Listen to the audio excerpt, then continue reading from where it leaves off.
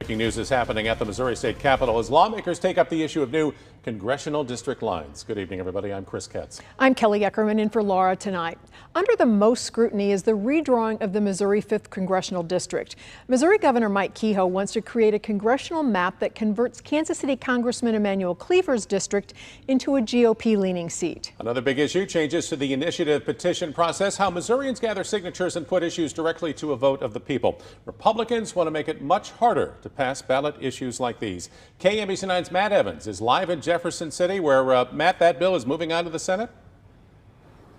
It will tomorrow, Chris, after one more vote. Lawmakers in the House earlier today gave initial approval to that initiative petition reform bill that would make it much more difficult for those processes to get passed statewide. Instead of a simple majority, it would require instead a majority of voters in each of the state's 8 congressional districts to put those measures into the Missouri Constitution, essentially making it nearly impossible to change the state's constitution through that process. That first round approval happened after about 2 hours of debate. They moved on to those proposals to change congressional maps. That's the top priority of this special session, meant to give Republicans another seat in the U.S. Congress during next year's midterm elections to shore up their slim majority in Washington, D.C. But Republicans here in Jefferson City in the Missouri State House of Representatives are far from in complete agreement about that plan.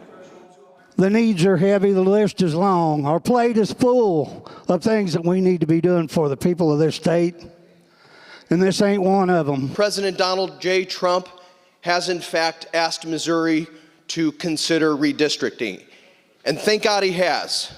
I fully support it. But let's talk about why that is. It's because every single vote in Congress matters now. That initiative petition reform resolution did pass mostly along party lines. There were several Republican defections, though, that if it passes through the legislature will be up to a vote of the people in November of next year before it becomes state law. Now, the House is expected to give initial approval also tonight to that redistricting bill. They'll be back tomorrow morning to third read and send both of these officially to the Senate, where they both face a much more uncertain future. Live here in Jefferson City tonight, Matt Evans, KMBC 9 News. Long day for everybody, you included. Matt, thank you. KMBC 9 News plans to keep a crew in Jefferson City as this special session continues. You can see our reporting right here at KMBC.com and on our free KMBC 9 News app.